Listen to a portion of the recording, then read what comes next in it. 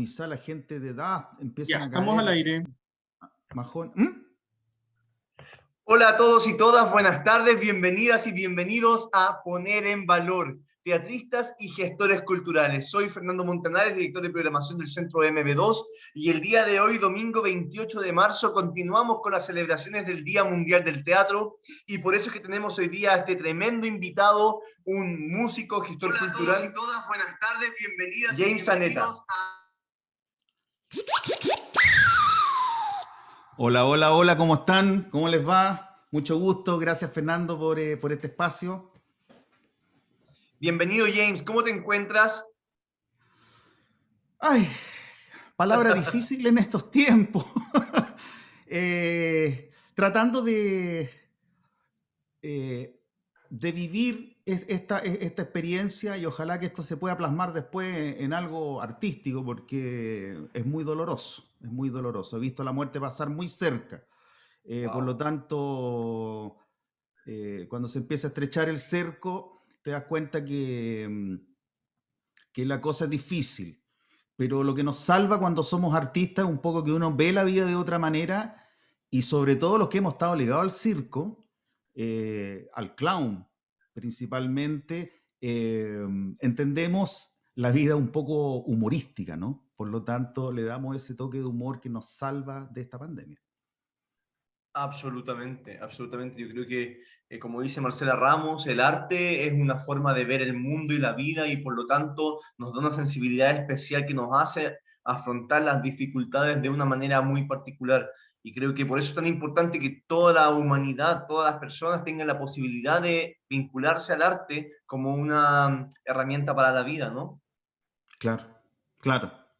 Claro, es tremendamente importante. Yo creo que en mi tiempo que llevo haciendo clase a niños, sobre todo, cuando veo que un niño se interesa por el arte, siempre yo le hablo a su apoderado o a su papá, mamá o el apoderado, le digo que en realidad ya ese pupilo es diferente, ya ve la vida de otra manera. Y al ver la vida de otra manera, fíjate que en algún momento de dificultad eso te salva, te contiene, te abraza y de alguna manera es como un capullo que te resguarda de los misiles que vienen entrando y después se abre cuando sale el sol.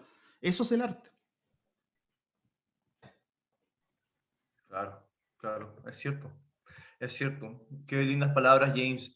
Bueno, James, para comenzar con la entrevista, y porque hay personas que de seguro no te conocen, yo sé que el medio artístico local en Arica, yo no dudo que alguien no te conozca por la versatilidad que has tenido tanto en la música como en las actividades culturales, en la gestión y últimamente también en la organización de artistas en el medio más bien en gremial, pero por supuesto pueden haber personas que no te conozcan y para eso es que Vidas Moviendo, perdón, poner en valor esta entrevista que hacemos hoy día es para conocer tu trayectoria artística. Partiste en la música, ¿no? ¿Nos puedes contar cómo fue eso, tu llegada al mundo de la música? Mira, yo siempre fui interesado en el mundo de la música, pero estamos hablando hace muchos años atrás. Yo tengo 55 años, soy joven aún. Pero esa llegada fue bien compleja. En un momento cuando yo era chico, me acuerdo que veo en un aviso en el diario en Valparaíso, yo soy de Valparaíso, veo que estaban abiertas las inscripciones para el Conservatorio de Música de la Universidad Católica de Valparaíso. Y yo quise ir, y en mi casa no me dejaron ir, me dijeron, no, no, no, si eso es para los músicos, para la gente que toca, no, no, no es para ti. Entonces yo tenía mi flautita. Entonces, de ahí quedé como con algo inconcluso desde ese momento. Era mi barrio, yo vivía muy cerca del conservatorio, por lo tanto yo escuchaba a los alumnos y a los músicos tocar. En ese tiempo era muy hippie todo el mundo y todo eso me fascinaba. Era impresionante porque yo veía eso y yo les decía, yo quiero ser como ellos. ¿Ah? Pues ellos tocaban, el ambiente también era mucho estudio, me llamaba la atención, tenía un vecino que era como Iyapu, ¿no? Con ese pelo así crespo. Entonces él iba en la micro, iba leyendo un libro de partitura. Entonces yo me sentaba al lado de él, yo venía del colegio, y yo lo veía y no entendía absolutamente nada lo que estaba leyendo, pero lo encontraba fascinante, sin entender nada.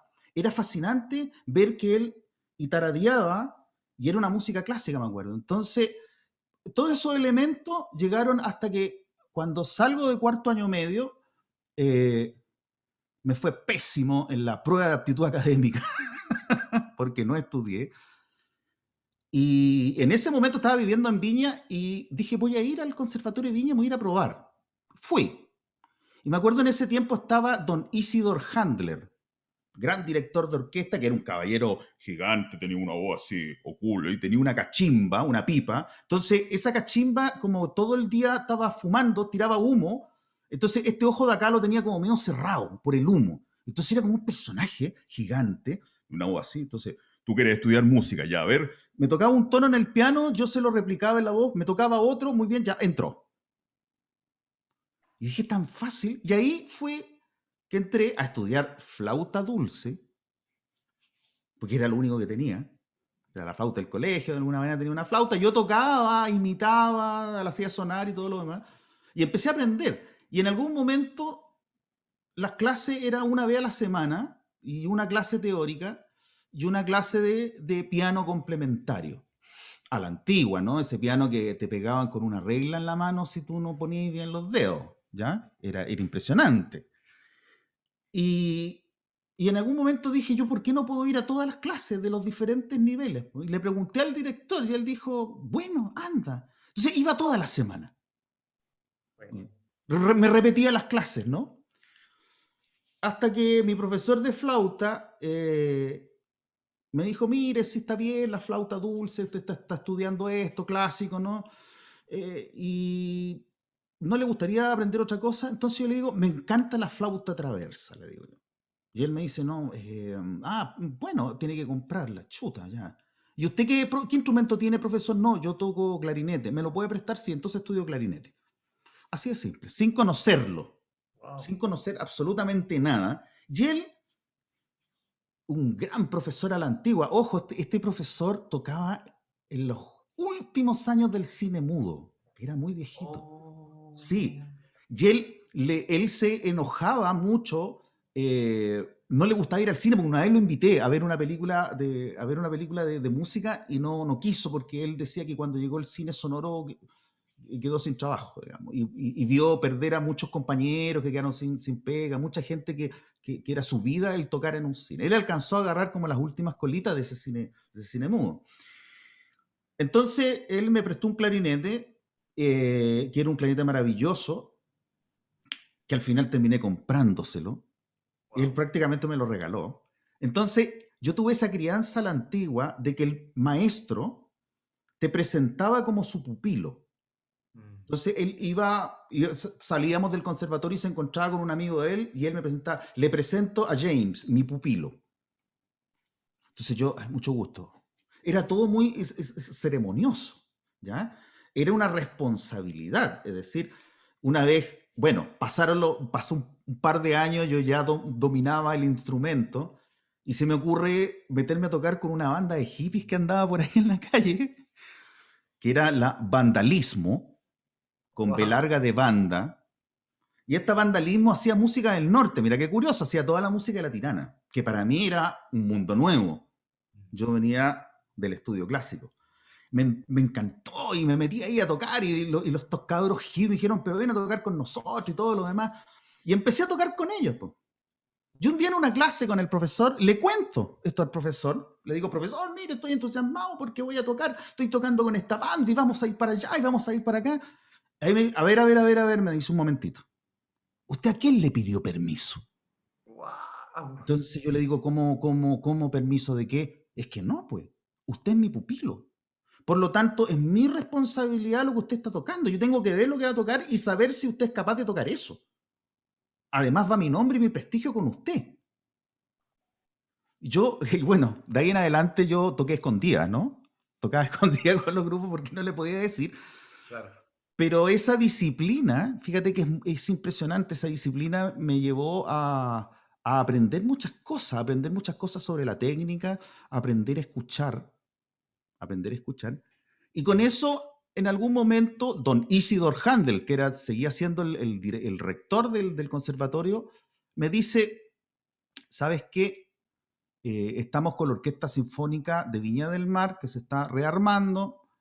Me gustaría que usted fuera como oyente, se sentara atrás de los clarinetes, y si puede ayudarnos, ¿no? Puede llevar las partituras, qué sé yo. En el fondo era el junior de la orquesta. El Ese es junior. el famoso meritorio, ¿no? Ese puesto de Claro, claro, meritorio. claro. Hacer exactamente, ese era el tiempo de. Claro, tienes que hacer méritos. Entonces, había que hacer méritos, y vamos acarreando todas las partituras. Me hacían bromas, me cambiaban las partes para que yo me equivocara, que era un poco el juego que tenían los músicos. Pero con el tiempo yo ya me sabía todo el repertorio. Entonces, yo me sentaba atrás y me permitían en los ensayos sacar mi clarinete y tocar como el quinto clarinete, es decir, la Wow. partitura más simple. Ya yo tocaba. Y no se enfermó el tercer clarinete en una actuación en vivo, de esas cosas de la vida, que se enfermó, y era una actuación en la cual eh, dependía de esa actuación el financiamiento de esa orquesta. Estaba todo el Wow. mundo desesperado, no podían encontrar a ningún reemplazante, esas cosas que no había nadie más, y todo el mundo se da vuelta y me ve a mí ese. Pero me decían, en ese tiempo en Viña, me decían Jaime. Mi nombre es James, pero me decían Jaime. Entonces, el Jaime Saneta, no, sí, él puede, sí. Ya, me probaron y funcionó. Mientras tanto nomás. Pero no, era el cuarto clarinete porque hicieron ahí un enredo, me dejaron como la U, pero la idea que tenía que también llenar bulto, ¿no? Mostrar también, había que mostrar una imagen. Y ese fue el primer estreno, estaba aterrado, pero aterrado, porque el mundo clásico es un mundo muy estricto. Es un mundo que apegado a la regla y no te puedes equivocar, porque es terrible. Entonces yo estaba aterrado, tiritaba entero, pero de tanto tiempo estar ahí, me aprendí la melodía y resulta que salió todo muy bien, qué sé yo.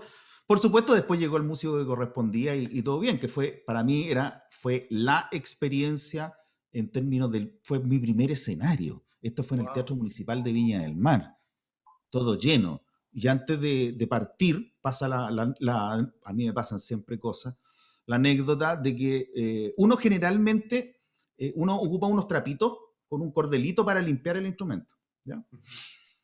Ya, pues yo armo mi instrumento, qué sé yo, y afinación, no suena. Entonces me doy cuenta, miro la campana del instrumento y le empiezo a sacar el trapito, el pañito que yo tenía, como casi una magia. Toda la orquesta mirándome, estaban indignados conmigo. Yo sacando eso, sí, dije, perdón, y guardo, y la afinación se hace en público, o sea, ya estás en Claro, escena.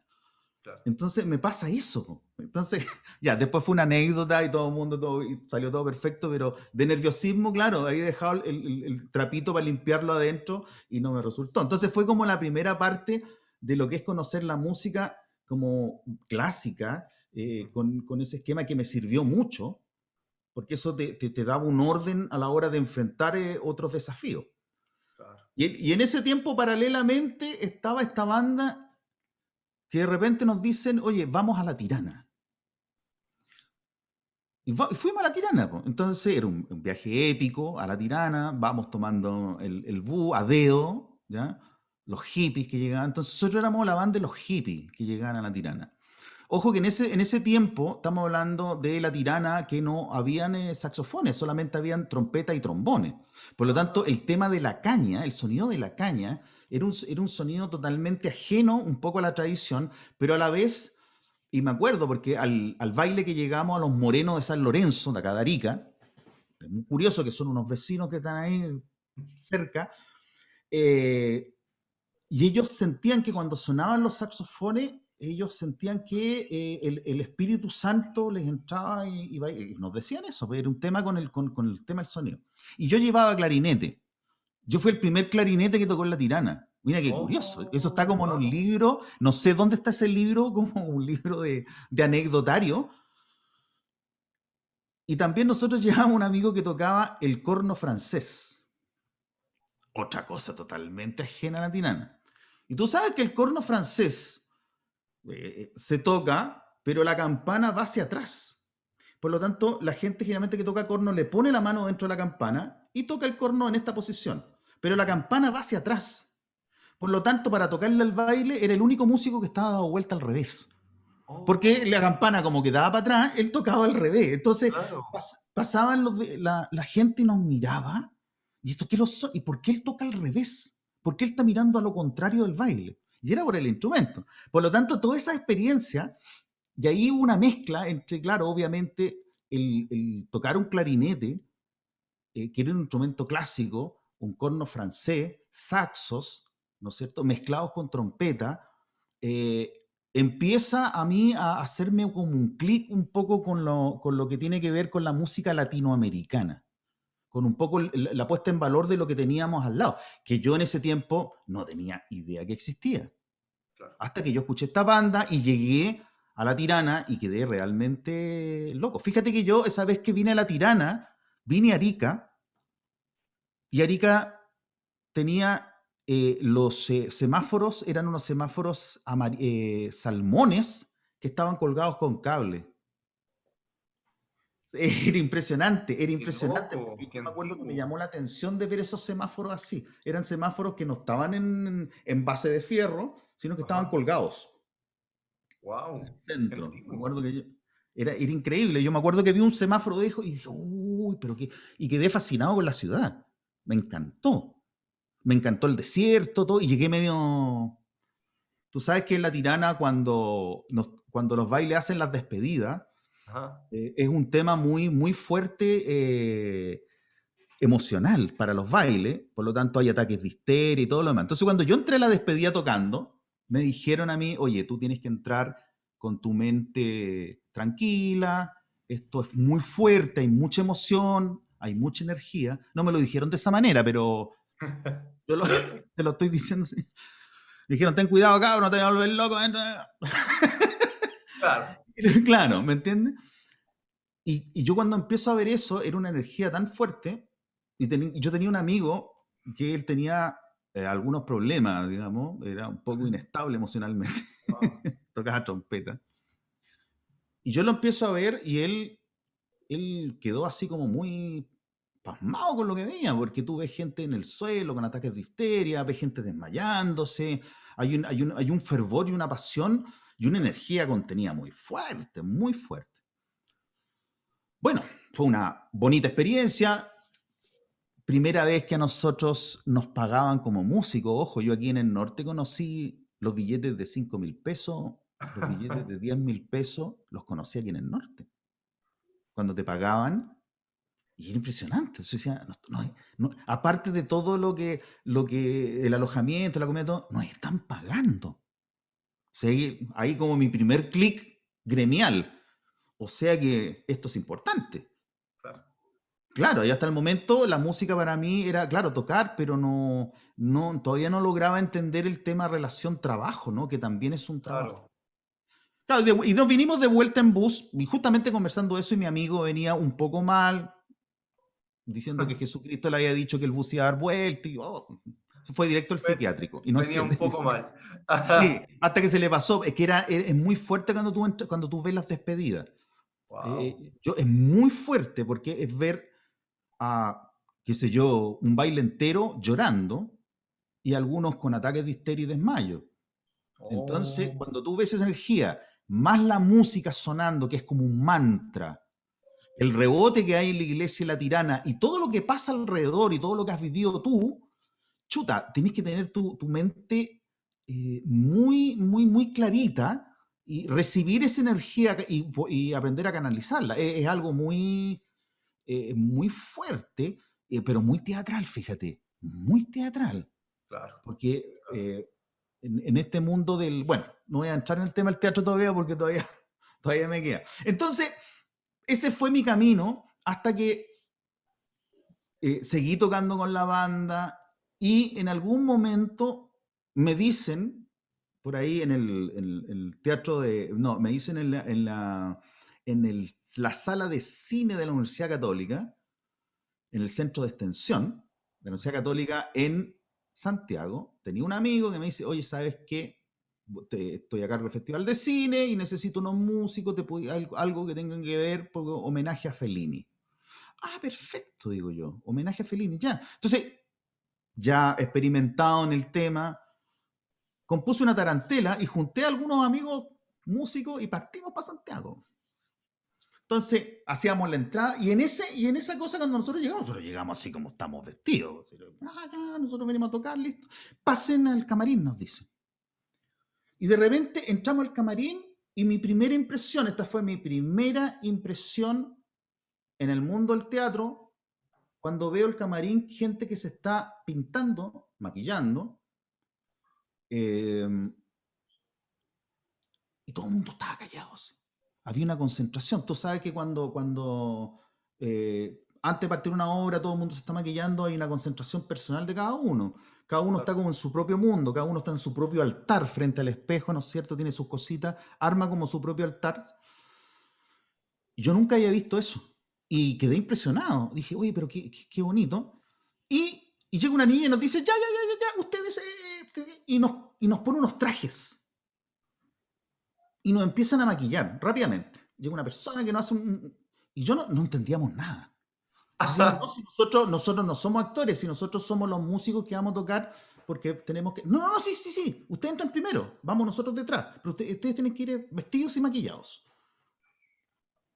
Ya, pues.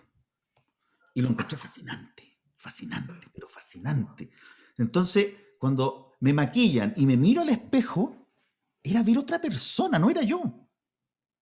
Era un músico que tenía un traje de época de los años 40 y tenía los ojos pintados y tenía como una lágrima y acá también, entonces era como medio viejo, como de los 40.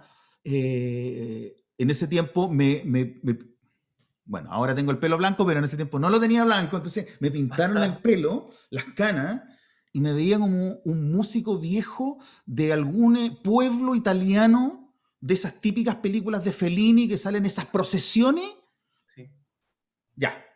Entonces, eso es lo que quería lograr la directora que estaba ahí, y que era una chica que se movía así para allá, para acá, para allá.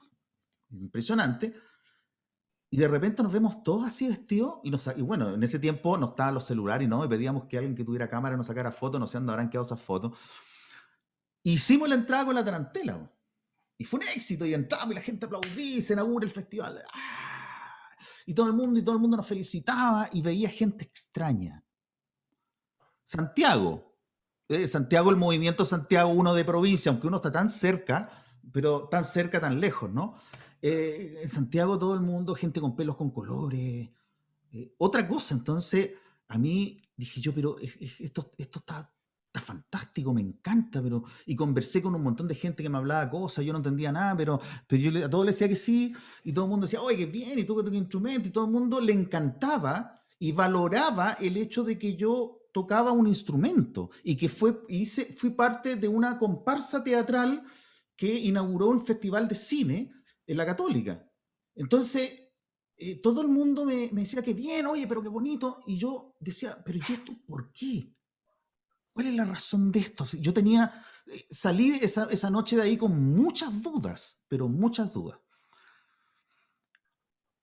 Y dentro de eso, antes de salir a tocar, yo conocí una persona ahí que tocaba el acordeón, entonces como era el músico, pero era un actor. Era un actor. Y entonces me apegué con él y dije, mira, este es el tema, le pasé la partitura. Ah, ya, a ver, saquemos el tono.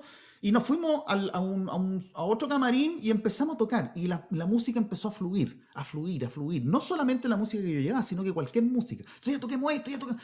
Ya, y empezamos a inventar música en el momento. Y creo que hicimos como unos 5 temas en el 15 minutos. Entonces era impresionante el feedback que tenía yo con él. Bueno, cuando terminó la actuación, todo me dice, ¿sabes qué? Hola, dame tu teléfono. Yo estoy en una obra de teatro. Estamos recién partiendo, que soy en una obra de teatro, y me gustaría invitarte. Ya, le digo yo, po. Ya, le dejé mi teléfono. Y eso fue un fin de semana. El día lunes me llama por teléfono, me ubica. En ese tiempo yo tenía teléfono en mi casa porque mi papá era contador, entonces tenía la oficina de contabilidad en la casa y tenía un teléfono. Entonces, por eso la suerte de tener teléfono. Me estaba preguntando si era teléfono fijo o era Ah, no, móvil. era fijo. Eso, por ahí, Era fijo. no lo tengo acá, lo tengo en el living, pero es un teléfono esos fijos que tú Ah, qué marcabas bueno. ahí que son re buenos. Entonces me llama y me dice, ¿sabes qué? Juntémonos en Santiago, en el metro estación en tal parte, y porque vamos a Santa Ana de Chena. Yo, Santa Ana de Chena, bien. Que te quiero invitar para ver si te gusta, mira una obra, no pagan mucho, qué sé yo. Pero yo había quedado tan fascinado con todo lo que había vivido y dije, yo tengo que ir ahí. Y partí, po. Me encuentro con este personaje en el metro y me lleva, tomamos una micro y nos vamos camino a Chena a una casa de campo que tenía un teatro antiguo. Dentro de la casa, hacia al lado, al costado de la casa, había un teatro con escenario, y le habían quitado las butacas para ocupar el espacio como para ensayo. Y entra un mundo tan mágico, pero tan mágico, un mundo en que yo veo telas, veo gente disfrazada, veo material de circo, veo fuego, veo camas, veo de todo, y yo digo, pero que esto es maravilloso. Y todo el mundo me saluda, hola, hola. Y ahí yo llegué a las 7 vías del Tony Caluga cuando recién se estaba en los primeros ensayos. Et- Wow. Claro, y era, te digo, en Santa Ana de Chena, camino a Melipilla, en un teatro antiguo. Entonces yo dije, ¿cómo lo hago? Porque no puedo estar viajando todos los días. Entonces hay un tema de costo y todo lo demás. Dije, no, pero te puedes quedar acá. Oh. ¿Dónde te quedas acá a dormir en el teatro? Entonces dije, ya. Me devolví y aviso a mi casa, ¿saben qué? Yo una semana completa voy a estar en Santiago y voy a volver los fines de semana. Y empecé a ir y a quedarme ahí. Y empecé a ver esa magia, ese trabajo. Ojo, el trabajo teatral es una disciplina muy parecida a la disciplina clásica. Yo aprendí tanto con eso, aprendí el tema de la paciencia, de la espera, de la escucha. Aprendí a poder, por ejemplo, que un actor estuviera resolviendo su rollo y tú tienes que estar listo con el instrumento y pueden pasar horas si no tocas nada, pero tienes que estar ahí. Hasta cuando el actor logra resolver su rollo y dice, ya, los tiempos están ok, veamos la música. Entonces era tan importante mi labor también ahí de creación. Y dentro de eso aparece otro personaje que es don Andreas Bodenhofer. Wow. Y Andreas Bodenhofer, nosotros ya habíamos estado creando mucha música y de repente llega Andreas. Andreas es como bien despelotado y llega con un montón de partituras, casi una tira cómica, casi un personaje de cómico, y llega y se le caían y llega, hola, dice, ustedes son los músicos, ya, tomen. Y nos pasan las partituras. Entonces nosotros dijimos, pero nosotros también tenemos música hecha. No importa, compartámosla. Y se arma una onda, pero impresionante. Empezamos a grabar en el estudio del Andreas, entonces toda la cosa empieza a crecer, y yo seguí ahí. Y lo más mágico, y esto sí que es mágico, estando yo dormía sobre el escenario en una cama de utilería que había. Entonces yo tenía mi saco de dormir, tenía todas mis cosas y me instalaba y dormía ahí. Entonces siempre había la queja y los actores decían, oye, ¿sabes qué pasa? Se me pierden las clavas, se me está perdiendo esto, ahora apareció por allá, oye, ya, ¿qué onda? No, dice el Oscar Zimmerman, el Tony Galuga, dice, no, deben ser los duendes. Y yo, perfecto. Y en ese tiempo nosotros estábamos con un amigo, porque estas cosas son tan mágicas, de repente apareció alguien porque teníamos problemas para resolver el tema, el tema de la acrobacia, no lo podíamos resolver, no se podía resolver, y de repente aparece un brasileño a ver la obra y dice, no, es que yo hago acrobacia, y el gallo es un entrenador de acrobacia y era fantástico y se quedó ahí, pero era alcohólico. Oh. Pero él no nos dijo nada hasta que terminó todo. Y cuando nos fuimos de carrete, cuando terminamos la obra, ahí nos dimos cuenta. Y Claro. esa noche, que habíamos terminado, ya como que de principio a fin, y ya estaba claro todo, y había que ahora afinarlo, él estaba durmiendo en una cama abajo en la platea, llamémoslo así, y yo estaba en esta cama que siempre dormía sobre el escenario. El Santa Ana de Chena era un teatro antiguo y obviamente que cuando había noches de luna se iluminaba por las rendijas del techo, entonces el teatro tomaba como un tono azulino. Qué lindo. Yo me estoy quedando dormido de esta manera, así, mirando hacia el fondo del teatro, cuando de repente veo que se cae algo al fondo. Siento que se cae algo. Y sigo así, y de repente veo que algo salta en la cama de este brasileño que estaba durmiendo abajo, cae sobre mi cama, frente a mí, en esta posición. Yo estoy durmiendo, lo veo a contraluz. Su cara logré más o menos dimensionar una cara de duende, a contraluz, porque la luz venía del fondo, y yo estoy durmiendo y veo eso, y empiezo a decir, conchetumare, conchetumare, conchetumare, conchetumare, conchetumare, y cerré los ojos, y no lo sabía hasta el otro día, weón. Y ahí, entre conchetumare, conchetumare, conchetumare, me quedé dormido.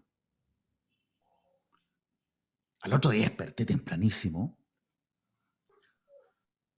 y le voy a decir al Oscar Zimmerman, no sabe lo que me pasó, resulta que papá. Y el Oscar me miraba así, pero si eso pasa todos los días acá, me dice. ¿Pero por qué no me lo dijiste? Bueno, tienes que experimentarlo. Me digo, no, si aquí está lleno. Además que esta época es la época de que andan por acá. Si este sector es un sector donde andan y ya nos han dicho que sí, nosotros estamos acostumbrados. Uy, la media experiencia, viejo. Esa era la magia. ¿Ves? Era la magia que te van entregando los elementos hasta que, obviamente, entré a la música de teatro propiamente tal. Si bien es cierto, la música de teatro fue gran parte de mi vida, paralelamente también estaba haciendo otras cosas y experimentando. Me encantaba mucho experimentar con sonido, y ahí fue cuando me di cuenta que conocía a otro personaje, que nos faltaba un percusionista, y aparece un húngaro, gigante también. Todo el mundo que conocía era gigante, menos el Oscar Zimmerman, que es chiquitito. Pero este era un húngaro gigante que se llamaba Attila Szombory. Y él decía, hola, yo vengo a tocar acá al Kaluguita, al Tony Kaluguita. Entonces, él venía del Cirque O. Era baterista del Cirque O, que era un circo muy famoso. Y él se quedó en Chile, por supuesto, producto de un amor. Y claro, él era gigante y su amor era chiquitita y flaquita. Entonces a nosotros nos daba tanta risa porque ellos parecían muy de la mano y él tenía una mano gigante así. Era un vikingo, gigante así. Y con cara malo, así, porque siempre tenía una cara así como, y fumaba así. Entonces era un personaje así como te lo estoy mostrando yo. Oh, qué lindo, toca la clarineta, toca acá, yo golpeo acá, jajaja. Ja, ja. Y entonces era todo muy duro para él. Entonces él nos dice, voy a traer mis cosas. Ya estábamos nosotros montando la obra en el paradero número 2 de Vicuña Maquena, al lado de la Embajada Argentina. En ese sitio había un sitio eriazo ahí. Estábamos montando y entonces nos dicen, oye, vayan a ayudar a Attila a traer sus cosas. Ya partimos todos los músicos y de repente aparece un camión de mudanza, y empezamos a bajar lata, palo, fierro, lo que tú no te puedes imaginar de una charratería. ¿Sí? Y yo le digo, no, estos son mis instrumentos, decía. Y una batería chiquitita. Era una batería así como casi de niño, pero no era de niño. Yo esa batería, yo sé que para mí que tiene que haber estar hecha de fierro forjado, porque le pegaba a ese cristiano esa batería, y la batería llegaba a saltar, impecable. Entonces él arma detrás de él un set con fierro y empieza a colgar fierros. Cada fierro él lo había encontrado en la calle y tenía un sonido diferente. no asemejado a una tonalidad propiamente tal, digamos, que tuviera la escala musical atrás armada, no, sino que cada sonido significaba algo.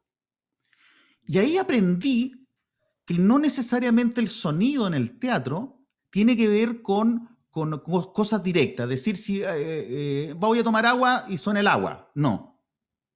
A veces otros sonidos te pueden evocar eso, no necesariamente un sonido real. Eso hay que buscarlo.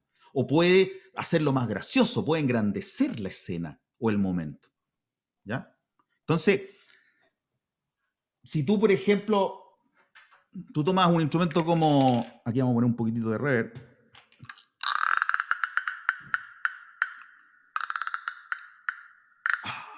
¿No es cierto? Entonces ahí como que inmediatamente es como... Claro. Pero uno, claro, uno también puede... Entonces, es difícil que uno lo haga con uno mismo, pero la idea es seguir al actor. Entonces, eso lo aprendí de él. Entonces, él buscaba el sonido y tenía unos clan que era justo, no era la bofetada del payaso, sino que era ese clan. No era otro más que ese clan que era una lata vieja, un fierro que encontró botado por ahí, colgado de cierta manera. Él lo golpeaba con unas baquetas de batería y usaba un par de baquetas por función. Él decía, yo no cobro tanto, pero me tienen que tener las baquetas. Entonces él las rompía baquetas, porque les mandaba unos guascazos impresionantes. Pero lograba un sonido que a ti te daba una risa cuando pasaba eso, porque era justo, preciso, no era otro. Lograba encontrar ese sonido. Yo aprendí mucho de él con lo que tiene que ver con encontrar el sonido en teatro. Y entonces, en el fondo, tiene que ver con esa comunicación. Cuando en un momento conversamos antes de la entrevista del lenguaje, cómo tú encuentras el lenguaje musical, ¿ya? Y no solamente lo que tiene que ver con el lenguaje musical teatral, sino que el lenguaje musical en general, es cuando tú empiezas a buscar, a ser auténtico, empezar a buscar la forma de comunicación. ¿Cómo yo me comunico contigo? Si tú no puedes hablar, nos comunicamos por señas. Si tú no puedes escuchar, también. Pero si los dos escuchamos y hablamos, pero no queremos, hablemos en otro idioma.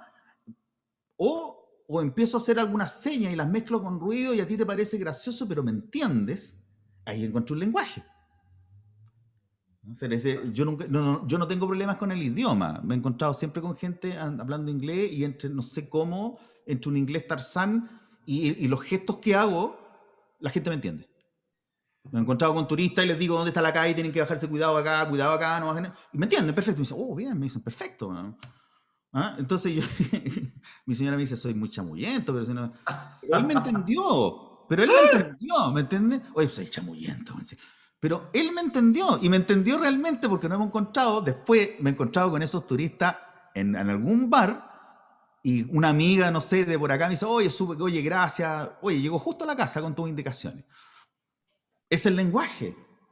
Entonces, ese es el lenguaje que aprendí musical, que después lo apliqué, digamos, a todo el camino musical que he hecho, ¿ya? Saliendo del teatro, después voy a volver al teatro, me voy a centrar en la música propiamente tal. Después empecé a trabajar en diferentes agrupaciones y por aquí y por acá de repente me empecé a interesar un poco en el jazz, que es bien complejo, ¿ah? Es bien complejo y es un mundo elitista, ¿ya? Es un mundo elitista. No cualquiera toca jazz, según dicen, que es una gran mentira eso. Pero es un mundo interesante porque tiene que ir con el lenguaje, algo muy parecido a lo que uno hace en teatro, que es la improvisación. Entonces, ¿cómo tú encuentras ese lenguaje, la improvisación? Y me tocó hace poco hacer un curso que hice de la Berklee sobre improvisación de jazz, un curso online. Lo más interesante del curso era que las materias estaban claras, tú tenías que estudiarlas. Lo más interesante es que había una autoevaluación de todo el mundo que participaba en el curso. Tú tenías que evaluar a tu compañero. Pero ellos hacían el hincapié, pero súper fuerte, en que tu evaluación tenía que ser propositiva y pensar que el otro es un principiante para tu evaluación. Parte de la base de que es un principiante, no importa lo que escuche, pero parte de la base, cosa que tu evaluación sea lo más limpia posible, pero a la vez constructiva. elevadora, y estaba estrictamente prohibido que tú pudieras hacer una crítica que no fuera constructiva, te sacaban inmediatamente del curso. Fíjate que eso lo repetían incansablemente en todas las sesiones.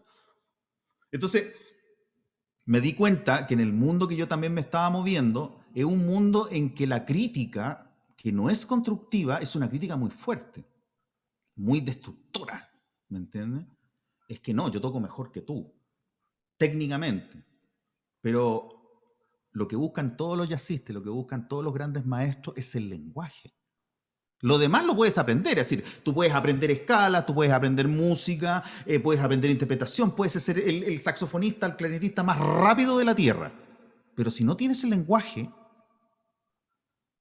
así es como la música del norte, perdónenme la gente de la banda, pero si no cambiáis el tema y repetís el mismo tema, empieza a ser repetitivo y después no hay nada más que mostrar. O si llegas y tocas y muestras toda tu improvisación, en algún momento dicen, bueno, ¿y qué es lo que hay después? ¿Dónde está la magia? ¿Dónde tú me llevas como oyente? Entonces, esos conceptos los aprendí del teatro y los apliqué en la música. A veces una nota muy simple es capaz de llevarte a universos pero muy complejos. Solamente un sonido, tienes que encontrarlo, tienes que sentirlo.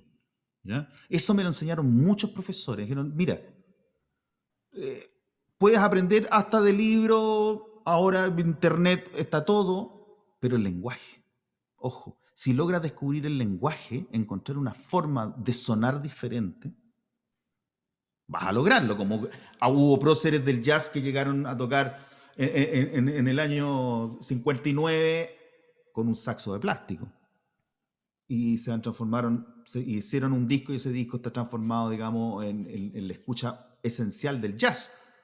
Y todo el mundo decía, ¿cómo hay a tocar con un saxo de plástico? ¿Me entiendes? Era el lenguaje, era la forma de tocar el sonido. Él quería ese sonido, no otro, porque para su música él entendía que ese era el sonido.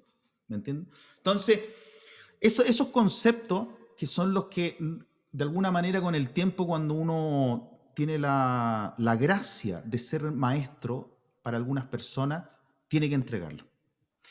El concepto, la cosa técnica, uno la entrega, pero el alumno lo puede adquirir en cualquier momento, en cualquier lugar, en muchos cursos, con muchos profesores. Pero hay algo que es importante, que es el lenguaje, el buscar, el encontrar.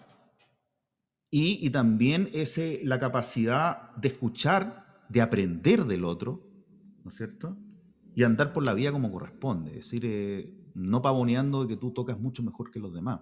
Nadie toca. Si no hay nota, hay un concepto de un profesor que dice no existe la nota mala, no existe la nota desafinada. ¿Ya? Entonces, de esa manera, que ha costado, cuesta mucho en mi propio ambiente musical, que a veces los músicos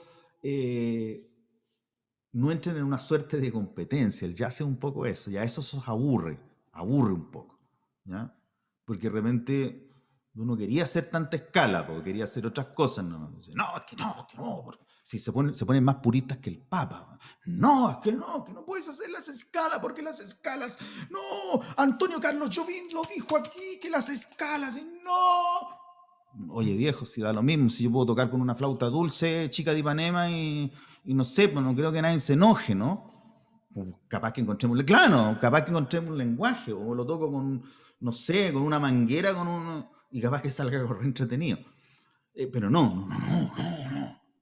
¿Ya?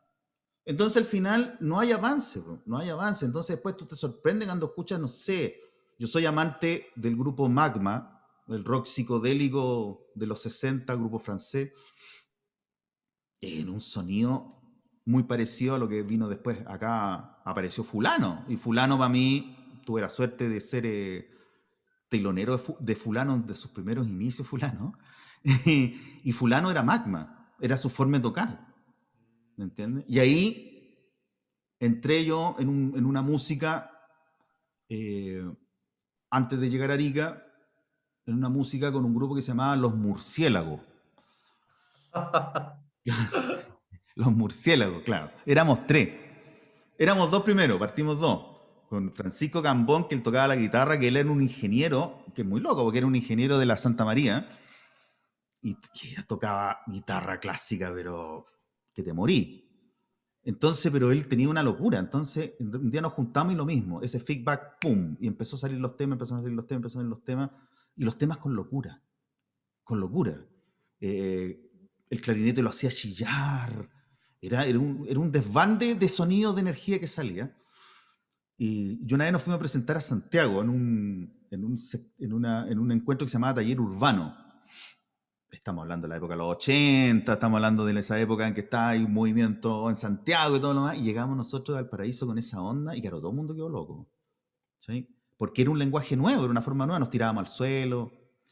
Y ahí nos pasa a nosotros una talla que nos piden, yo siempre he sido político, y entonces nos pide una parte de la cúpula del MIR que vayamos a tocar a su aniversario en un local que iba a estar cerrado. Y uno en ese tiempo tocaba, bueno, tenía la mala onda siempre como que ir a tocar con la empanada y el vaso de vino, ¿no? Yo odiaba eso, odiaba. Sí, por último, pásame la plata de la micro, no sé, ¿cachai? Pero empanada en la micro, la empanada y el vaso de vino era como algo obvio, pero Claro. bueno, fuimos por un tema político y todo lo demás.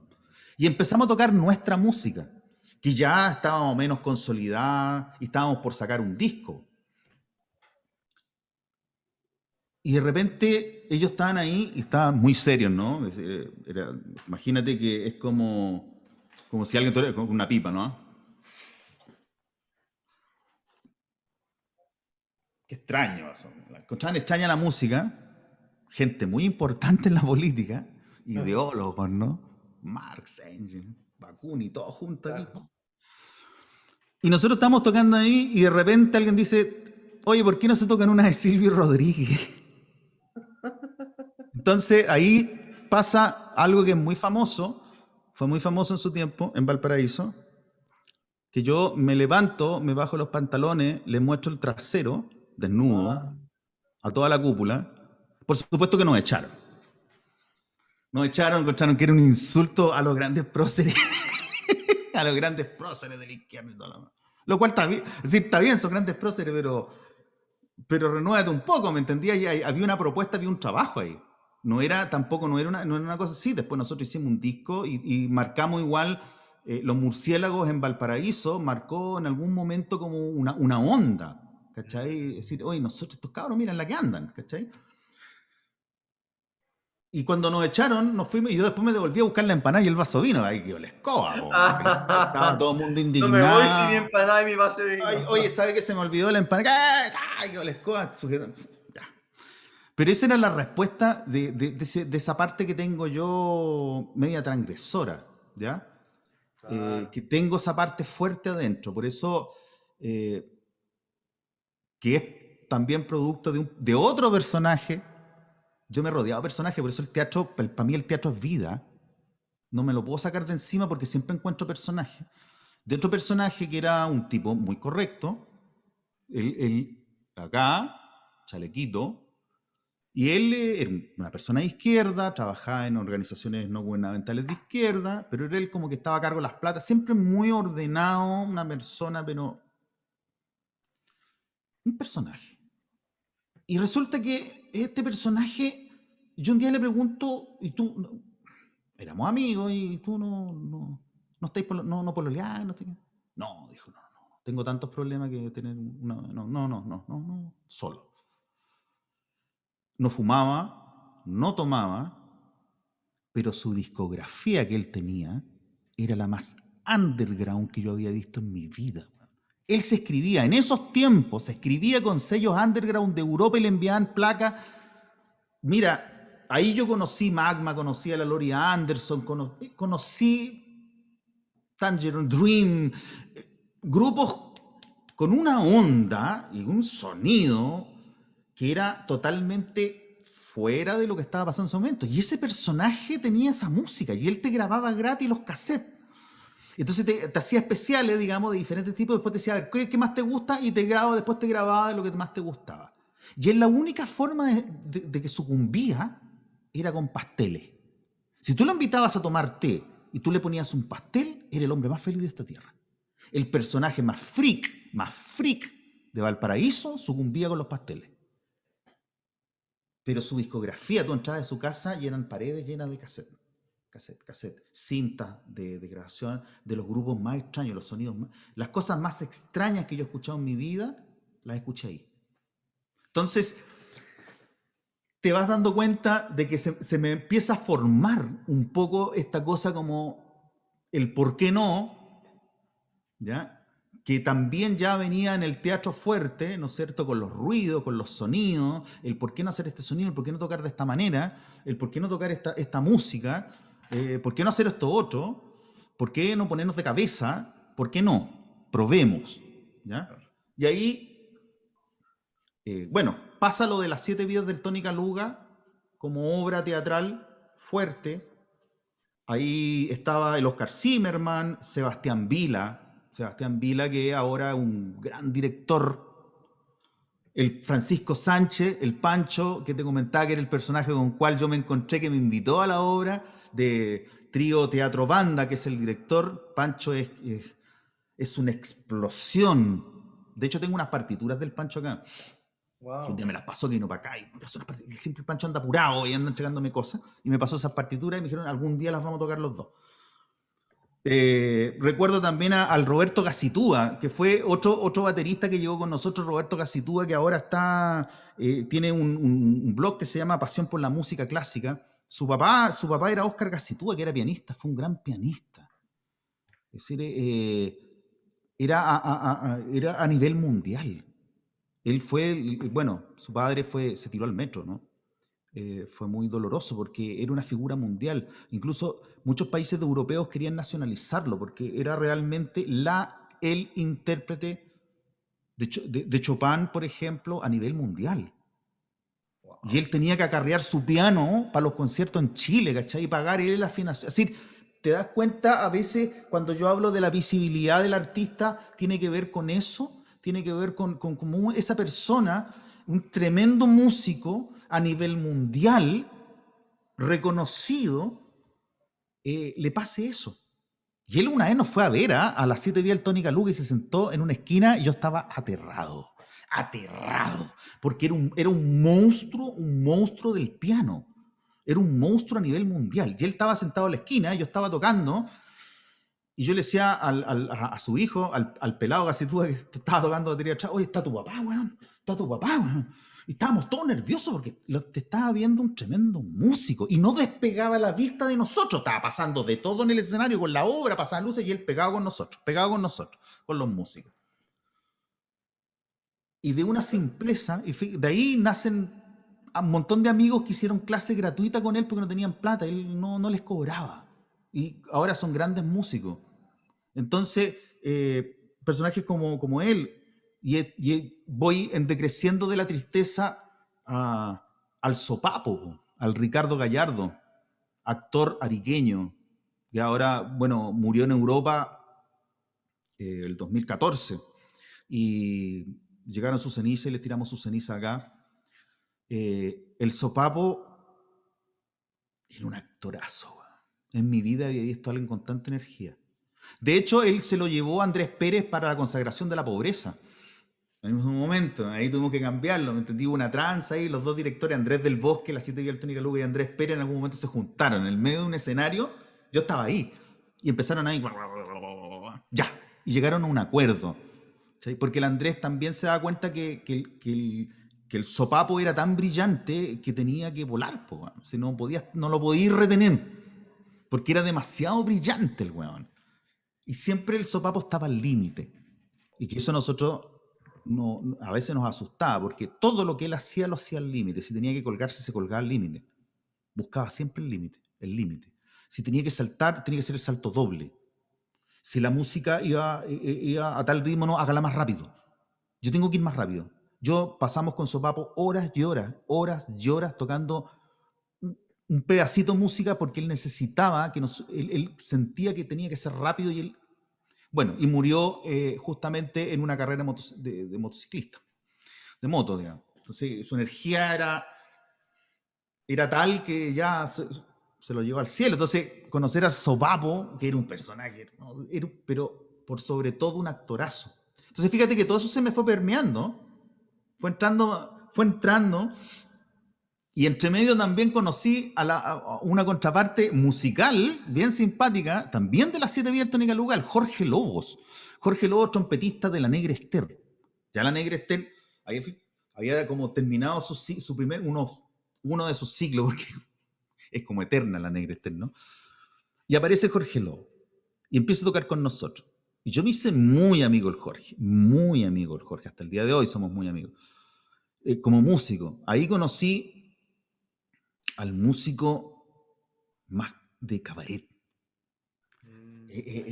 Que es un mundo, para mí me encanta el músico cabaret. Es decir, yo he entrado hace muchos años a cabaret en Valparaíso en que el bajista estaba con un pucho y con un bajo tocando ahí. Pop, pop, pop, pop, pop, pop, como 3 horas, blanco, tipo 3 de la mañana. Entonces, ¿cachai? Yo siempre veo personajes, ¿me entendí? Entonces, él era un músico que tenía ese cuento de la música chilena de cabaret, de la música de los músicos que tocaban en las casas de remolienda, del músico callejero, del músico de bar. Entonces, esa forma, esa visión de la música, también me la entregó el Jorge. Fue muy valioso. Aprendí montones cómo enfrentáis toda esa música, esa simpleza de música. Yo tengo un amigo que es baterista y yo toco muy poco batería, así, pero una de las cosas que toco, hago ritmo de cueca en batería. Entonces, un amigo que es baterista, me dice, yo no he podido tocar la cueca como la tocas tú. ¿Sabes por qué? Por la sencilla razón de que yo la toco en forma desordenada. Y ahí está, ese es el truco del sonido. Yo conocí a otro personaje más, a don Luis Chinurquidi, creador de Los Cuatro Cuartos, de Las Cuatro Brujas, estamos hablando de muchos años atrás. Lo conocí en su última época, digamos, en Viña del Mar. Y en una clase de música con él, con Luis Chinurquidi, él nos presentó 2 cassettes en ese tiempo, uno de cueca que estaba hecho con teclados.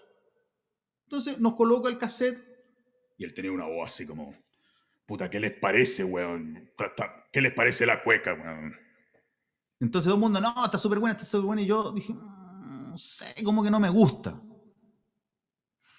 Están todos ustedes equivocados, weón. El Zaneta sabe, weón. Ahora escuchen. Pone otro cassette con el mismo tema, la misma cueca, los mismos teclados, y sonaba diferente, po. Y sonaba diferente. Y había algo ahí que... Eso está bien. Y dije, eso está bien, digo yo, eso está bien. Sí, me dice. Porque desafiné un poquitito cada teclado. Lo que significa que los teclados, como un instrumento electrónico, son perfectos. Y la música no es perfecta. La música necesita de esa sabrosura. Por eso la música nortina tiene esa desafinación. Que dice, no, pero que eso está desafinado. Es que eso es parte de. Entonces, en algún momento, esa vibración que está vibrando se encuentra y produce un sonido. Eso es lo que a ti te lleva a moverte, ¿no es cierto? Y a entender el entorno. Entonces, yo aprendí eso con todos estos personajes, gracias al teatro y a la vida, he logrado entender cómo el lenguaje musical es algo cambiante, pero no es algo tácito, no es algo que está en un libro. En el libro tú puedes aprender la técnica, pero para llegar al lenguaje necesitas entenderlo. Y qué mejor cuando tú vives cosas, digamos, cuando tienes vivencia y vas conociendo sonidos, cuando conoces a alguien que en La Tirana yo conocí a un personaje que se llamaba Agapito. Agapito era un viejito que tocaba entre medio de los trombones con estas flautitas que hacen Sí. ¿ya? Chiquitita, y él decía que se llamaba ñaflú, pero la flauta era de ébano, era así como profesional, y un día yo la tomé, y era una flauta alemana, era como un pitito alemán, y decía jazz flute, entonces él decía ñaflú, ¿ya? Ya, él era pariente de la famosa Jesusa que hacía los picantes aquí en la esquina, que era muy conocida, antigua Jesusa de Arica. De este personaje, Agapito, que era un caballero, dijo que él nos contaba que había llegado a La Tirana, lo habían presentado cuando guagua en una caja de zapatos. Se lo presentaron a la Virgen. Y de ahí nunca había faltado a La Tirana. Wow. Y yo ves que iba a La Tirana, siempre él lloraba, decía, esta es mi última tirana, siempre lloraba, digamos. Era Agapito, siempre lloraba, pero él tocaba esa flautita, que era de este porte, entre medio de todos los trombones. Por fuerza, por volumen, por una cosa física, no se va a escuchar, pero se siente. Tú sientes que venía la banda tanto, viene el Agapito tocando, porque se sentía una flautita que jugaba sobre los trombones y algo hacía que estaba claro, seguía el ritmo, pero después se iba para otro lado, después subía, bajaba. Era algo extraño que estaba ahí, pero era parte de ahí. Entonces cuando tú lo ves eso, no como una anécdota, sino que como algo tácito, que es así, es que logras entender que ahí había un lenguaje. Entonces, todos estos personajes a mí me sacaron el tema del lenguaje. Entonces, yo tiendo a aburrirme rápidamente cuando encuentro que las cosas son fome. Porque yo necesito, digamos, encontrar ese lenguaje teatral. James, esto es para un libro, o sea, el lenguaje de la música por James Aneta, de que escuchaste todo este rato, es como, no he dejado de pensar en eso, como por favor no sé, una publicación de todo esto, porque en verdad me parece súper enriquecedor para el conocimiento de la música como lenguaje, por supuesto, para la Claro. disciplina misma. Pero fíjate que yo lo he visto, por ejemplo, el músico en el teatro, su posición en el músico del teatro. El músico en el teatro es un personaje más. Por lo menos yo lo veo así. Porque si no, está fuera. Si no, está Ujú. fuera o en un costado. Pero cuando el músico, por ejemplo, en el caso de tu obra maravillosa, ¿cierto? Están los músicos en el centro. Yo me acuerdo que hice el King con Palace Hotel de Marco Antonio Lavarra, en el tiempo de las 7 días del Tony Caluga, en el teatro, en el Festival de Teatro del Chileno Norteamericano Cultura. Estamos, todos esos años. Y Sebastián Vila, que éramos todos de las 7 días del Tony Caluga, y otro grupo de actores me llevan a esto. ¿Qué hago yo ahí? Entonces, no, yo fui un personaje que fue una de las primeras, ya en el 7 días Tony Caluga era un personaje porque era un payaso, era el Tony Folleque, ya tenía un payaso definido. ¿Ya? Y acá, fíjate que cuando la gente entraba a la sala, yo ya estaba ahí, en una esquina. Las cortinas de teatro no se habían abierto, pero yo ya estaba. Entonces, estaba ahí quieto, miraba a la gente y hacía gestos como de saludo.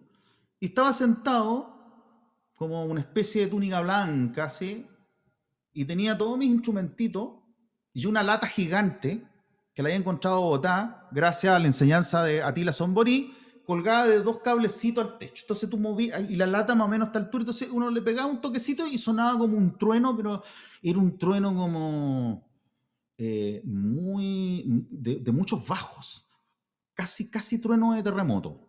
Una cosa así como que espantaba, el alma, se te erizaba la piel cuando sonaba. Cuando escuché esa cuestión, ¿para qué te digo? Todo el mundo, oye, la gente que nos hacía de tramoya, puta, era que le sean, porque yo la lata la cuidaba como, mandé a hacer un estuche para la lata, imagínate. Y no había que doblarla, porque si tú doblabas un poco la lata, ya no era el mismo sonido. Estaba muy rayado, po. Entonces, estaba ahí cuando parte la obra y parte el administrador, que es una obra muy simpática del King Kong Palace Hotel, y el administrador me ve y me saluda. Yo también lo saludo. Yo era como una especie de conciencia, no Dios, no de conciencia. Entonces cuando pasaba algo o iba a pasar algo en escena, yo tiraba un ruido. Y desencajaba la escena o avisaba al actor, cuidado, te va a pasar algo. ¿Ah? Ojo, ojo, ojo, te está mintiendo. Entonces tenía que yo hacer ese ruido y el administrador, que era un mentiroso, un manipulador, me miraba y me decía, oye, ya, po, weón, déjame manipular a estas personas, ¿ya? No me lo decía, pero la miraba. Entonces yo me interactuaba con él. Entonces le tiraba un ruido, ¿qué te parece? Viste. Pero todo era con el sonido y yo estaba ahí. Ese era el personaje. Wow. ¿Entiendes? Entonces, los lenguajes de los músicos en teatro tienen que ser parte de la obra. De alguna Claro. u otra manera, tienen que ser parte, tienen que tener un parlamento, algo tiene que ser, pero en su totalidad, todo, su vestimenta, todo tiene que encajar, ¿ya? Tiene que encajar con respecto a la obra, ¿ya? Entonces, eso lo aprendí, fíjate que lo aprendí bastante. Y me entretiene ser alguien que quiebra un poco las obras cuando trabajamos con la Berito Sorzano, ¿no es cierto? En esa obra de teatro, La Mujer El Brava, mancebo. el El mancebo que casa mancebo. con mujer brava, perfecto. Ahí, fíjate que ahí encontramos un lenguaje. Yo pensé, y yo le dije a la Vero, la próxima obra es el batatazo, pero nunca lo hubo. Porque en esa primera habíamos encontrado el lenguaje de actuar. Los músicos, el carro, que era todo un cuento, los actores, los músicos salíamos primero, la interacción que teníamos con los actores, participábamos de una escena como actores y músicos a la vez, éramos parte, los ruidos, todos los sonidos que se generan ahí yo tenía un feedback con el Henry. ¡Ay, buenísimo, pero buenísimo, buenísimo, buenísimo! Yo le hacía una gallina, le imitaba una gallina y el Henry hacía como que la andaba buscando y la gallina lo agarraba a garabato al Henry, ¿cachai? Y era una cuestión que la gente encontramos un lenguaje. Qué bueno. Me pasó con mi amigo José Macías en Arqueolojazz, en el disco de jazz, pasando ya la música propiamente tal, que también encontramos un lenguaje en Arqueolojazz. Pero también le digo, el próximo disco del Batatazo. No hubo próximo disco. Yo pienso, con respecto a estos dos ejemplos y muchos más que hay, cuando encuentras algo fuerte, también hay un miedo. Porque lo próximo tal vez no esté financiado. Lo próximo tal vez no te lo financie el Fondar, sino que tenés que empujarlo tú nomás.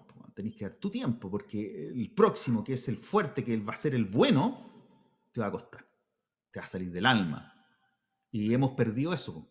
Hemos perdido un poco esa cosa de ¿sabéis que yo voy a dar mi tiempo y voy a ir a ensayar gratis? Y voy a estar ahí, no importa, porque eso que estoy haciendo, lo siento, lo presiento, que primero que nada me hace muy bien y segundo es un lenguaje nuevo y estoy contribuyendo a algo que puede salir muy bien. Y ahí se frena. Fíjate que ahí vi muchos grupos frenarse. Al encontrar ese lenguaje, de repente un lenguaje clarito, y obviamente que ese lenguaje tiene que evolucionar, pero ya a partir ya la segunda creación iba a ser como, o la tercera, la tercera ya se consolida el lenguaje teatral, musical, de expresión, como tú lo quieras, y queda ahí. Y eso pasa un poco también en Arica, porque desgraciadamente vivimos, claro, es que es una rueda, no hay culpables acá, ojo, vivimos del fondar, entonces se acabó el fondar, se acabó la obra, ¿me entendió, no? Y de repente circula. Tú tenías un tema que así le dais como caja a las obras y la haces funcionar en tu espacio y es súper loable, ¿cachai? Porque tú crees que eso está bien y eso es súper bueno, ¿cachai? Es como, es como el Mesías, no te estoy diciendo, no te estoy comparando con un Mesías, sino que es como el Mesías que tú decís, que tú le crees, po, man. Que el Mesías dice, no, si vamos todos para allá, vamos todos para allá. Y todo el mundo va para allá. Pero hay que tener ese convencimiento, man. No, si la obra hay que darla, no importa, hay que darla. Funcione martes, miércoles, jueves, viernes, sábado y domingo. Bueno. Oye, pues estamos en Arica, no importa, hay que darla. Porque también nos sirve a nosotros como... Si cuando fui a ver el diario Facu, la última vez y la única vez que la vi, fue la última vez y la vi en el municipal, maravilloso. Bueno. Porque ahí había una consolidación completa, digamos, del trabajo, ya venía la obra, ya entonces habían encontrado nuevas cosas, tiene que haber sido muy diferente como más o menos las primeras al principio, y me encontré realmente con unos personajes increíbles, ¿cachai? Entonces, y eso fue producto de que tú le has dado como caja a la obra, y que le has dado y hayas empujado al actor, y oye, vamos, que tenemos que ir, obviamente que accediendo a algunos fondos, y a veces no, ¿cachai? Porque lo más importante es creer en lo que tú estás haciendo. ¿Qué nos pasa un poco los músicos? Los músicos tenemos ese problema. Nos va bien en un momento, pero después no creemos. Entonces, al no creer, dejamos proyectos maravillosos, lenguajes maravillosos que quedan ahí. ¿Cuánta cantidad de discos Fondar hay que después sale otro disco, pero no es la continuación del primero, sino que es otra cosa, otro lenguaje? Y siempre estamos descubrí esto, pum, descubrí esto, pum, descubrí esto, pum. Pero no evolucionamos, pum. Y nos vamos quedando. Entonces, es la frustración, por eso a veces me frustro bastante. Chuta, o sea, aquí estaba, lo teníamos en la mano, había que soplar nomás. Y si tú soplabas ahí, todas las espigas se iban a salir volando, iban a germinar en nuevas cosas. Entonces, Nos falta eso, creer un poquitito. Salud. Salud. Yo aprovecho también de aunque no he hablado tanto como tú, pero sí, tienes toda la razón, James. James, yo tengo una pregunta y Dime. que como vayas, ¿cuándo y cómo es que llegas a Arica? Porque hemos hablado de tu vida en la música, pero no de cuándo y cómo llegas a Arica. Porque además en Arica sé que has trabajado con varias compañías de teatro. Bueno, ya nombraste Icuni con Sí. Verónica Sorzano y con esta obra del Mancebo que se casó con la mujer brava. Pero también has estado en otras cosas. Entonces, esa es mi pregunta. ¿Cuándo y cómo llegas a Arica? Bueno, Arica llego, como te conté la primera vez que vine a Arica, cuando estaban los semáforos colgando, Sí, ¿no es cierto? Y me quedé impresionado con la ciudad. Me encantó porque era una ciudad pequeña, era una ciudad cosmopolita, porque la primera vez que llegó mi hija a Arica, dijo, mire, ¿y por qué esa gente anda disfrazada? Dijo. Claro, porque wow, ella no había visto nunca sí, pues. Cholita con sus trajes típicos, po. La mujer aymara con su decía, ¿y por qué de qué están disfrazadas? ¿Por qué andan disfrazadas? Hay un carnaval, pensó, hay una fiesta, y me llamó tanto la atención la vida citadina, mo, ¿cachai? Yo recojo un poco cuando me vine a Arica, me vine por la siguiente razón. Nosotros estábamos trabajando, yo estuve trabajando mucho tiempo después con la gente de Recicla Circo en Santiago, los que hacen la convención de circo, y con la Alejandra Hurtado. La Alejandra Hurtado de la Fundación Mustaki, la que hace cuentacuentos. Ella teníamos la Perla Circo, hicimos dos montajes muy maravillosos y el último, Alicia en una loca geografía, basada en el libro Chile, una loca geografía. Era Alicia que caía, digamos, y pasaba por todo Chile. También con este lenguaje de música en vivo. Conocí otro tipo también de música, otros músicos también que daban otros toques, pero siempre con los ruidos, siempre con esta cosa. Eh, y llegó un momento en que la vida del artista es muy dura, sobre todo en zonas urbanas fuertes, porque en algún momento estaba siendo casi insostenible ir a Santiago a dar las obras, nunca te pagan al tiro, entonces al final eh, la vida te empieza a marcar, po, te empieza a pegar pequeñas cachetadas, después ya son combos.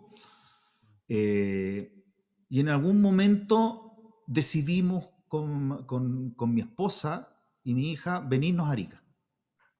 Ella tiene su familia acá, qué sé yo, y mi suegro dijo, vente para acá, ¿qué estáis haciendo ya? Y vendimos todo y nos vinimos. De la noche a la mañana, así, ¿ah? Cartel se vende, chao, nos vinimos. Mandamos todo por Turbú y nos tomamos un bus y nos vinimos. Y me acuerdo cuando voy saliendo de Viña del Mar, voy mirando y voy viendo que lo que estaba viendo ya era parte del pasado, directamente, porque uno no puede quedarse tan pegado siempre. Y llegué a Arica, po. Y llegué a Arica y empecé a mirar para todos lados, mirar, y una cosa no iba muy bien. Era una ciudad amable, por lo tanto, igual tampoco no tenía como tanto problema. Hasta que de repente veo un cartel que decía se necesitan músicos. No, un cartel que decía Academia Pentagrama. Y a mí ya me conocía la Sorzano me ubicaba porque una vez fue y nosotros estábamos dando una función de las 7 días del Tony Caluga en su segunda versión en la estación Mapocho y apareció la Verónica. No me conocía buscando al Oscar Zimmerman, que era su amigo. Y ahí me vio. Entonces sabía quién era yo cuando yo llegué a Arica. Ya, me cachaban ya, como que decían, el Zaneta, el Zaneta. Sí, llegó el Zaneta. Entonces era como, era como el rumor, ¿no? Wow. Ya. Y antes de partir, en esa función que nosotros teníamos en la estación Mapocho, había un problema eléctrico y ahí me acordé de otro personaje, un problema eléctrico, porque en esa función yo trabajé con el Oso en batería como músico, eran otros músicos, que él ahora es parte del Teatro Ocasión, que también es el teatro infantil que tienen súper fuerte, Sí.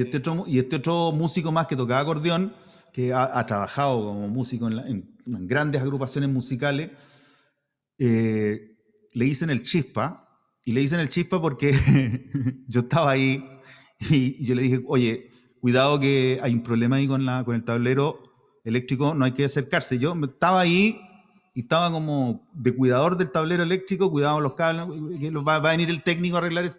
Y él dice, no, pero si esta cuestión es súper fácil, uno lo coloca aquí, ¡guau! Y le da la corriente. Y de ahí quedó como el Chispita, Tony Chispita. Y hasta el día de hoy le dicen el Chispa. Él es un músico súper conocido en Santiago. ¿Ah? Entonces todo el mundo le dice el Chispa. ¿Ah? En un último encuentro, todo el mundo pregunta, ¿por qué te dicen el Chispa? Y siempre me voy a llamar al Zaneta para que cuente la historia. Bueno, la cosa es que llegando acá, me metí a la Academia Pentagrama a trabajar con niños. El tema de la música en colores, que me fascinaba mucho esa metodología, hasta el día de hoy me fascina. Y le he cambiado, le he agregado cosas. Y empecé a mirar, po, a mirar, poco tímido. Y de repente me empecé a enganchar, digamos, con la Vero, en ese tiempo estaba el Pato, y un montón de gente más y hice hartas cosas ahí, ¿ya? Pero creo que no ha sido, de todo el tiempo que llevo acá llevo 17 años, 18 años, no. Lo maravilloso fue el trabajo del manceo, que yo siempre pensé que era un trabajo preliminar a lo que tenía que venir después, ¿me entiendes? Por eso lo tengo como en un lugar así como especial, pero te debo decir que todavía no logro encontrar el trabajo o el trabajo fuerte. No he logrado engancharme. No es por una cosa de que yo venga. No, que tú vienes con una. No, para nada. Yo soy la persona más humilde que hay en este planeta, weón. Sino que tal vez debe ser una condición del tiempo. ¿Ah? No logro. No me logran gustar las cosas. Hay cosas que me entusiasman, ¿me entiendes? Pum. No he logrado encontrar esa llamita de esto es lo que quiero, ¿ya?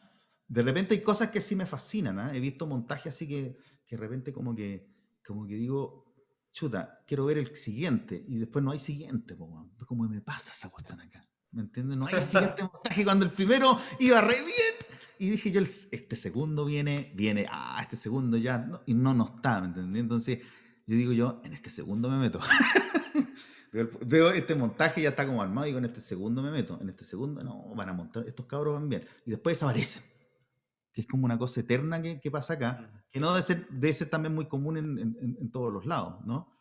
Y así llego a Arica, ¿ya? Y me empiezo a encantar. Y una de las cosas que dice una amiga, que le encuentro toda la razón, que es la Licara Llenaro, tremenda músico que está aquí en Arica, que ella dijo, yo me voy para Arica para estar más cerca de Latinoamérica. Y esa cuestión siempre se me quedó dando vuelta. Y es verdad. El estar acá te hace estar más cerca de las cosas de la tierra, más cerca de Latinoamérica, más cerca de los problemas reales. Sí, nosotros somos más peruanos, nosotros como que somos para arriba, ¿me entendí? Un chileno, vamos para arriba, vamos para allá. Para allá hay que empujarse para el norte, ¿me entienden? Ese es nuestro fuerte. Es decir, me siento tan ariqueño como si hubiera nacido acá. De hecho, y es muy triste lo que te voy a decir, la última vez que fue a Valparaíso lo encontré totalmente ajeno. Y caminando por calle Condel, calle que yo caminaba cuando niño, me cayeron mis lagrimones porque sentí que ya se había cerrado un capítulo total, porque uno siempre dice, no, mi tierra. No. Y era verano y tenía frío y me quería puro venir. Me querían que no, está muy helado acá, no, yo quiero mi Arica, bueno, ¿cachai? Y eso, pues llego acá y encuentro igual gente maravillosa, otra forma, más pausada, que también hay que entenderla. ¿Ya? Es súper importante porque es parte del lenguaje. Yo sé que es complicado y yo también soy como tú, así como que vamos rápidamente a las 8 y a las 8 estoy ahí, 5 para las 8 estoy llamando, no sé, ¿me entendió, no? Pero encuentro que hay una forma de lenguaje. Ahora, hay una riqueza del desierto. El silencio, yo lo aprendí esto, el silencio también es música.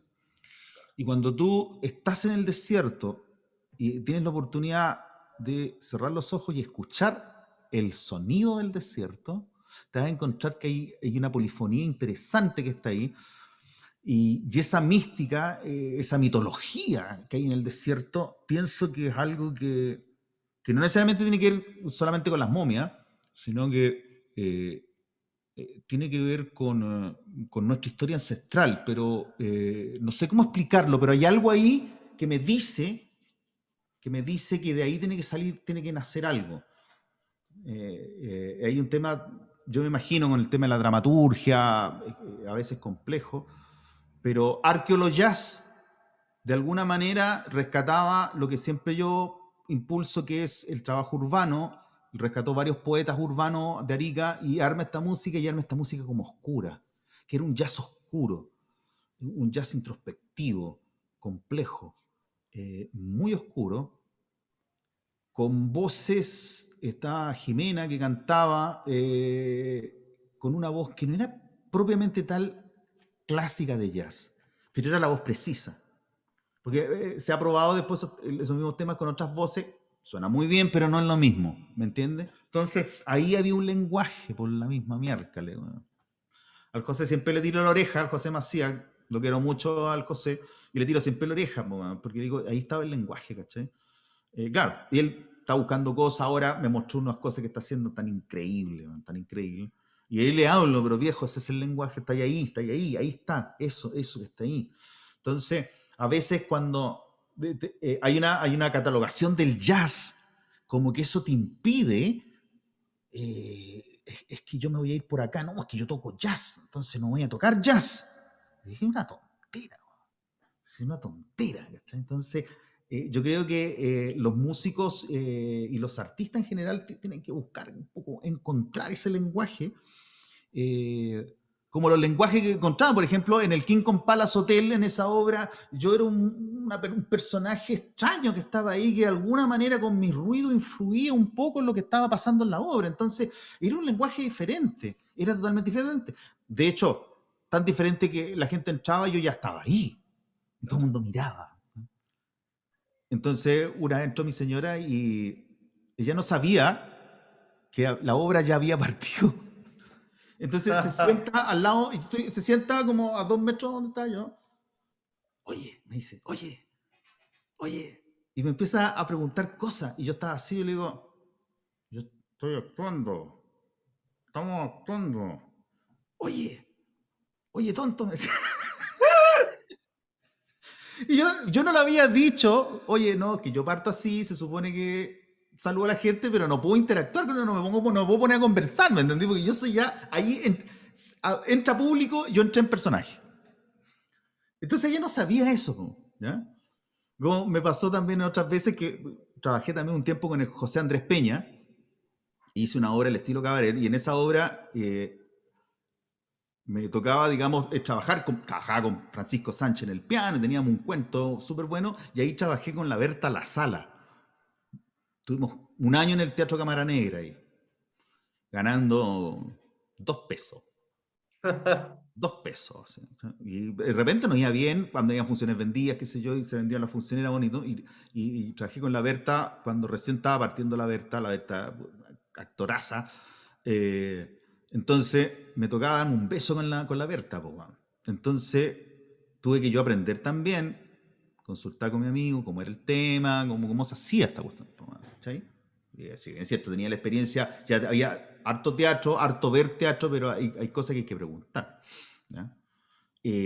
Preciosa la experiencia. Entonces me tocaba besito todos los días, digamos, ahí, y a mi familia. Entonces, no había, ahí aprendí también, digamos, el que tú tienes a tu familia en el escenario y se produce un tema ahí. Se produce un tema porque ahí tu familia te va a ver a ti, no va a ver la obra, te va a ver a ti.